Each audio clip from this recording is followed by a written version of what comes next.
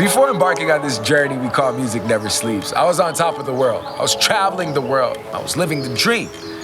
But I realized that I was depressed. You know, my grandmother was dying and life was just really hard. I wasn't really thankful for what I had. At some point I realized that I had to reconnect with who I am, with my inner child, with the magic. And at that point, I decided I was gonna come back to Africa. And in Africa, I started to feel like I was reconnecting with my people, I was reconnecting with my culture, I was reconnecting as a human being, and I was reconnecting with my purpose. And what I realized at the end of this journey is that passion is major. It's about doing what you love and loving what you do. Really, at the end of the day, a setback is nothing but a setup for a comeback. Never forget to live life and experience life to its fullest and express who you are and express yourself to the fullest. That's what Music Never Sleeps is about. Different. Never had to be in before the street lights. Yeah. All I ever known was a street life. Yeah. Blow my hand, roll a couple dice. That's a gamble, it was worth the sacrifice. But I never stopped dreaming that one day I'll be LDPC. What an incredible experience. We did this concert at the KICC in Nairobi, and the energy was electric. It reminded me of a time in like Seattle hip hop history where, you know, our crowd was growing and people were getting, like, you saw youth getting more involved in the culture. And I saw that in Nairobi. I kind of saw this like seed being planted. You had the American consulate and the British consulate in the house. You had like people with their hands in the air. You had like people really excited about hip hop, about music, about the culture. It was electric. They had ciphers, they had battles, they had, you know, like all these skits in between the show. Hey. You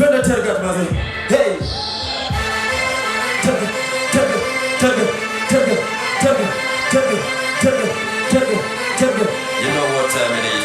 Hey! It's number 9, nigga. So, hello.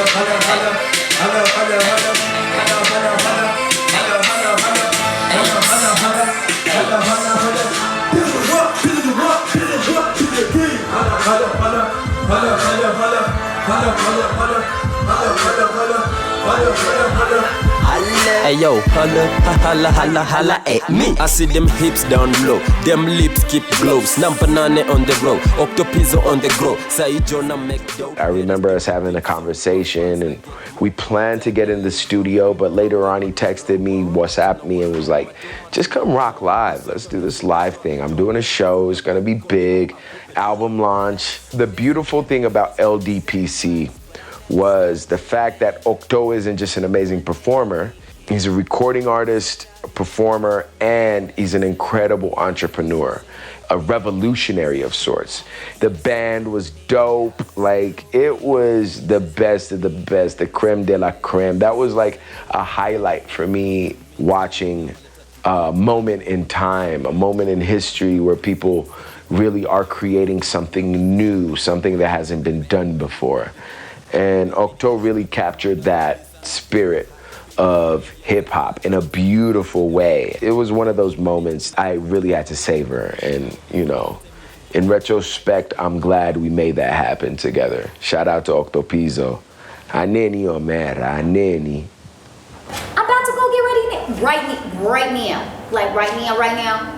You know. Naomi is actually like one of the kindred spirits in my life artistically. We're like artistic soulmates, so to speak. Like pretty much 90% of the concerts I've done in the last 3 years have involved Naomi. Naomi's always been there. We collaborate on music together. We did Niage. We just work well together. Our spirits mesh. She's my little sis. She's a beautiful woman, like mad style, great sense of fashion as well. Naomi's definitely one of those people who is the X factor, always making you laugh, always keeping the spirit up, always like keeping it popping, man. Naomi's just a fly fly chick. Representation. Nobody cares about the representation with the colors. Francis. Doesn't she look like a farmer? Francis. Francis, what outfit matches from head to toe? What outfit matches? We're talking about colors. We're talking about colors and matching. Francis, you know I know this.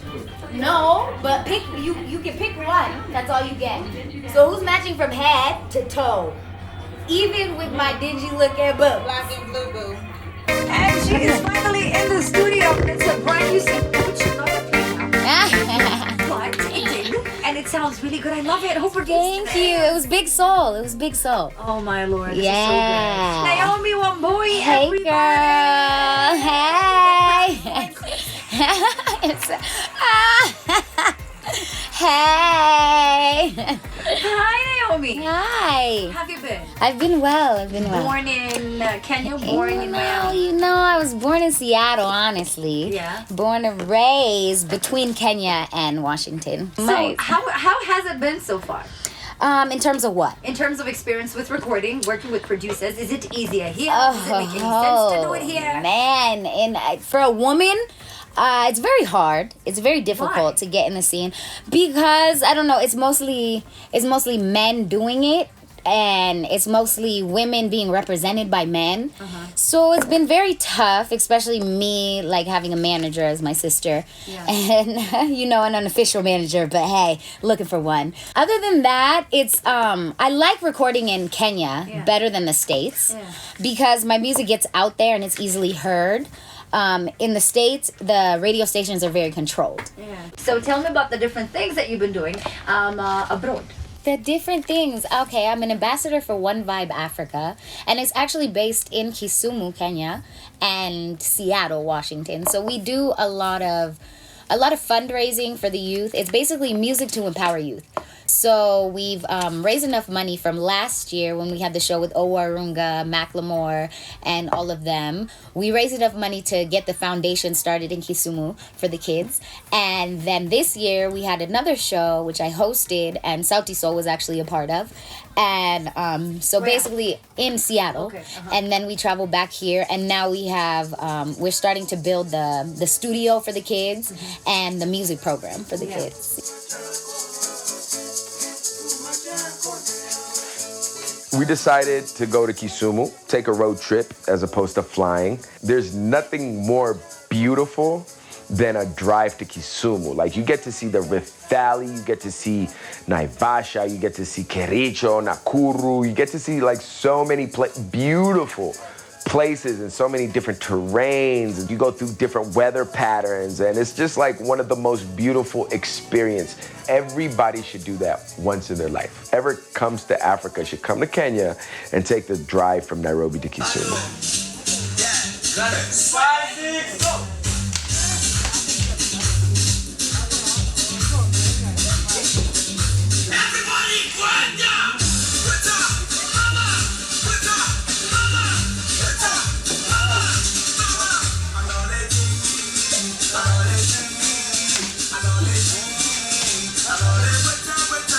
Freestyle.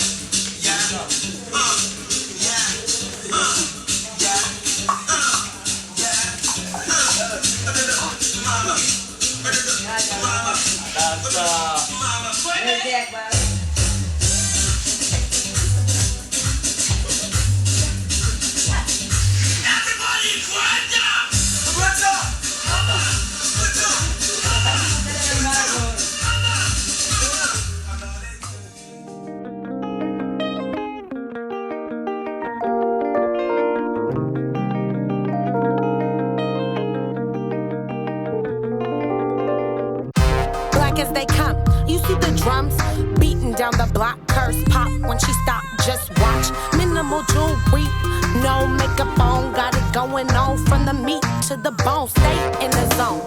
Life of name it. All of the above, and you see her compelled to show love to the men. She a drug. Heat hot enough to cook on. Shoot it up.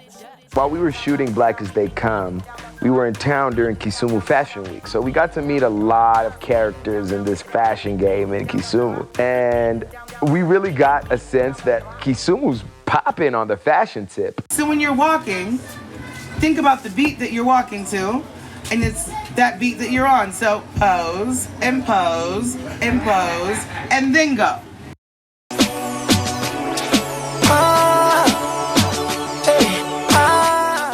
Yes, girl, yes. When you're in the game, I be Baba now. In everywhere I go, them they holla now. And money just they come, no wahala now. Wahala now, wahala now. My nigga be red, got his dollars now. I see no Rambo, it's better than. Only you, I said what better than. Only you, I say I'm better than. Only you.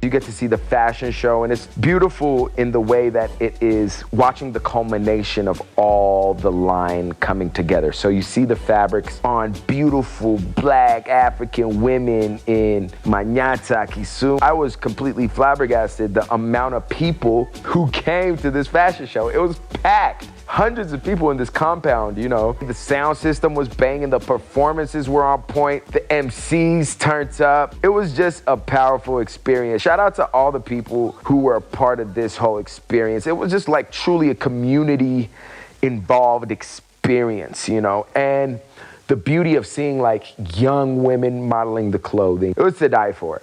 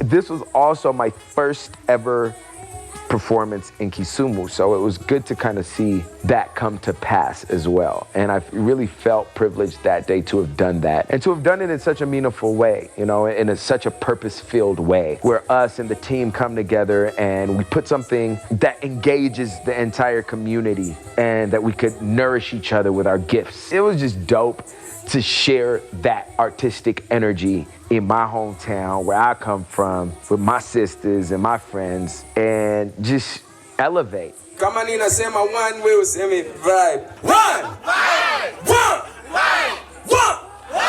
Yeah. So we came out here today. I'd like to thank every single one of you. Like they said, the children of the future. You guys are killing it out here. You guys are incredible. You guys keep it turned up. Y'all keep it cracking. You guys are so positive. I don't have any words to express the gratitude and appreciation I have to be in this place right now. Thank you very much. Asante sana. Rokamano Maduro. Tasty sounds. Salt and the Swag show at Ebony Lounge. Shout out to Buddha Blaze for hooking this up. It really started as like we were gonna do a birthday party for Soul.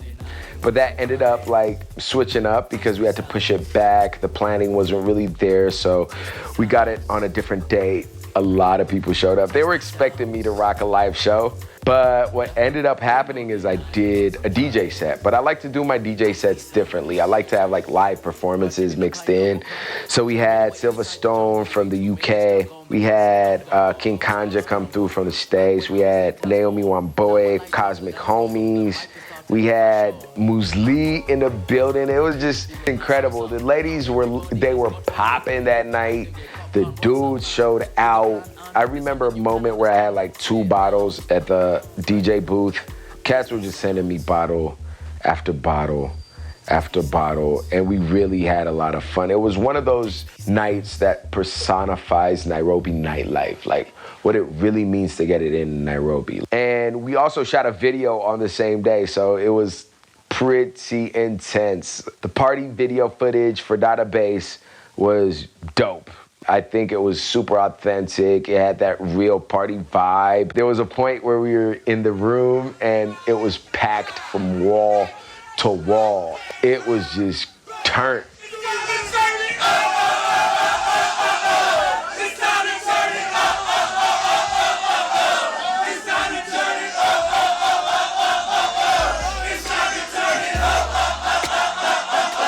It's time to turn it up. It's time to turn it up. Jules is grinning, ear to ear. Came by myself, got a salt in here. I bought the sweet, so we be prepared to keep putting smoke up in the air. Tina Turner, simply the best. What's up, got to do with it? No posse, just acquaintances. Acquaintances, the baddest chicks. I'm rich, huh? Talking shit. Miley Cyrus off in this bitch. All eyes on me while I'm twerking it. Drunk as pouring up, bust them swishers, roll them up, grinning while I pass them up. Oh my God, Becky, look at her. Becky, look at her. It's time to turn it up. It's time to turn it up.